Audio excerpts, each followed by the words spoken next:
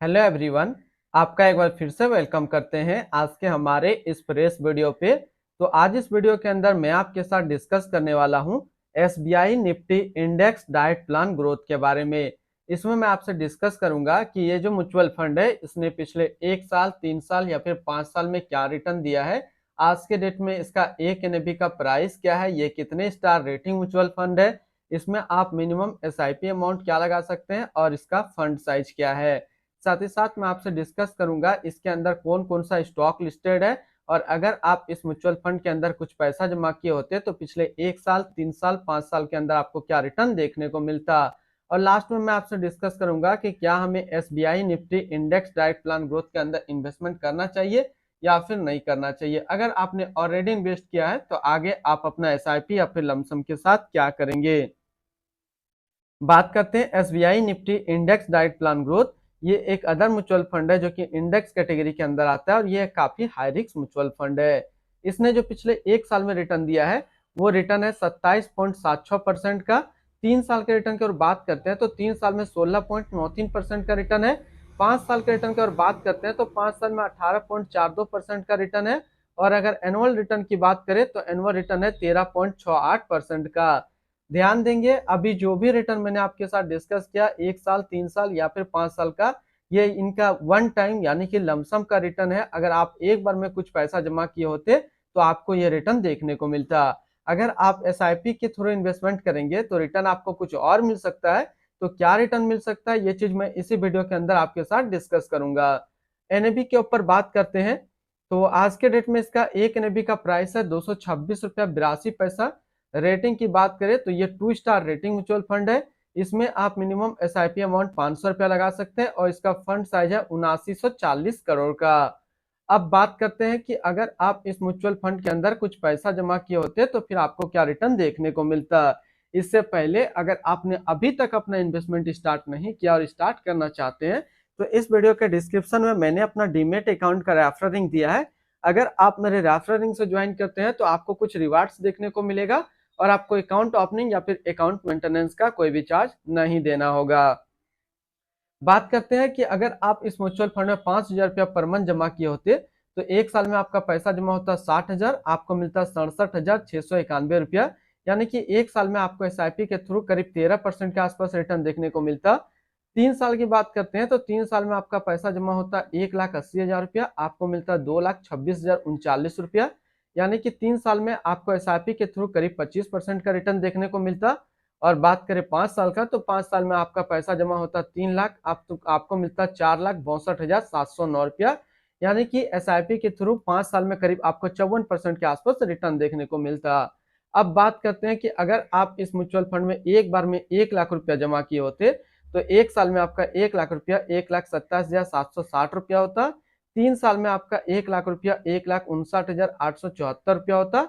और 5 साल में आपका 1 लाख रुपया 2,32,876 रुपया होता।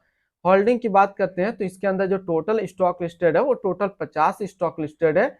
अगर हम इसमें टॉप 10 और उसके सेक्टर वाइज डिस्कस करते हैं तो पहला नाम आता है एचडीएफसी बैंक लिमिटेड फाइनेंशियल क्षेत्र, Reliance industrial limited energy, ICICI bank limited financial, Infosys limited technology, Larsen and Turbo limited construction, Tata consultancy service limited technology, ITC limited consumer steps, Bharatiya Airtel limited communication, Axis bank limited financial, State Bank of India financial क्षेत्र में है।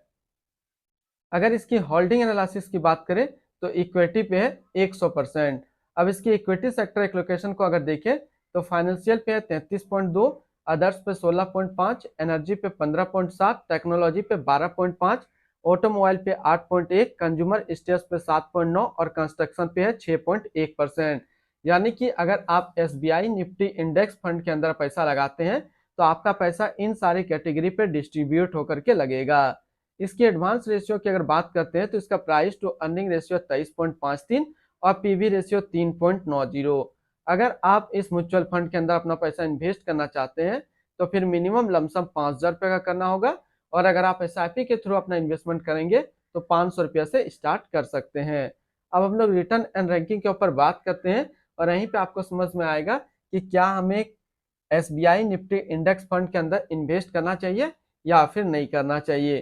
तो सबसे पहले बात करते हैं कि जो SBI निफ्टी इंडेक्स फंड है इसका फंड रिटर्न जो कि एक साल में 27.8 का, 3 साल में 16.9, 5 साल में 18.4 और एनुअल है 13.7 का।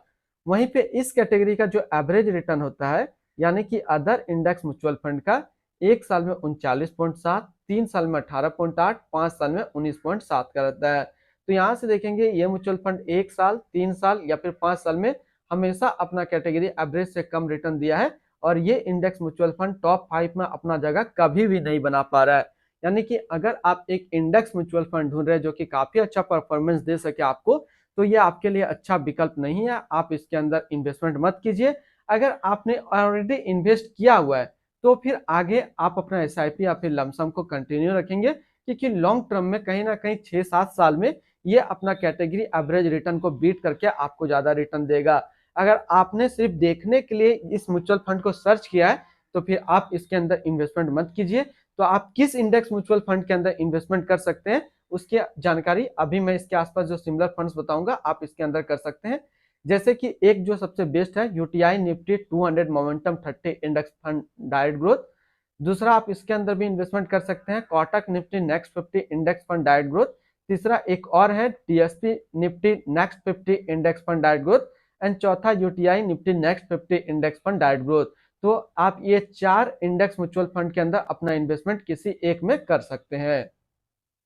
इनकी एक्सपेंस रेशियो की बात करते हैं तो इनका एक्सपेंस रेशियो 0.20% का। एग्जिट लोड की बात करते हैं, अगर आप इन्वेस्ट किया हुआ पैसा 15 दिनों के अंदर निकालेंगे तो आपको 0.20% का एग्जिट लोड देना होगा। और इसकी स्टम्प ड्यूटी की अगर बात करें तो स्टम्प ड्यूटी है 0.005%।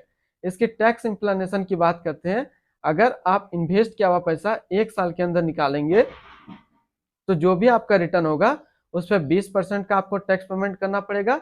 अगर आप एक साल के बाद इससे अपना पैसा निकालते हैं और एक साल में अगर आपका 1,25,000 का रिटर्न बनता है तो फिर आपको 12.5% का टैक्स पेमेंट करना पड़ेगा। अगर आप एक साल के बाद इससे अपना पैसा निकालते हैं और एक साल में अगर आपका 1,25,000 का रिटर्न नहीं बनता है तो फिर आपको 12.5% का टैक्स पेमेंट नहीं करना होगा। अब हम लोग बात कर लेते हैं इसकी fund house and investment objects को। तो SBI mutual fund total assist पे इंडिया पे नंबर 1 पे रैंक करता है। इसका टोटल असिस्ट अंडर मैनेजमेंट है 10,37,900 करोड़ का। बात करते हैं SBI Nifty index diet plan growth, ये एक अदर म्यूचुअल फंड है जो कि लॉन्च किया गया SBI म्यूचुअल फंड की तरफ से। रवि प्रकाश शर्मा अभी इस फंड का करंट फंड मैनेजर है। इस फंड का करंटली असिस्ट अंडर मैनेजमेंट है 10,37,900 करोड़ का और लेटेस्ट भी है 226 रुपया 82 पैसा। बात करते हैं SBI Nifty index diet plan growth, ये एक काफी हाई रिस्क म्यूचुअल फंड है। इसमें मिनिमम SIP अमाउंट 500 रुपया का सेट किया गया है और मिनिमम लमसम 5,000 रुपया का सेट किया गया है। अगर आप इन्वेस्ट किया हुआ पैसा 15 दिनों के अंदर निकालेंगे तो फिर आपको 0.20% का एग्जिट लोड देना होगा। और इसकी फंड बेंचमार्क की अगर बात करते हैं तो इसका फंड बेंचमार्क है निफ्टी 50 टोटल रिटर्न इंडेक्स। तो आज इस वीडियो के अंदर मैंने आपके साथ डिस्कस किया SBI निफ्टी इंडेक्स फंड के बारे में। तो अगर आप एक फ्रेश इंडेक्स म्यूचुअल फंड ढूंढ रहे हैं तो ये आपके लिए अच्छा विकल्प नहीं है, आप इसके अंदर अपना इन्वेस्टमेंट मत कीजिए। अगर आपने ऑलरेडी इसके अंदर इन्वेस्टमेंट किया हुआ है तो फिर सोचिए कि आप इसको लॉन्ग टर्म की तरफ खींचेंगे। तो फिर मिलते हैं हम लोग नेक्स्ट कोई इस तरीके का वीडियो की अच्छी जानकारी को लेकर के।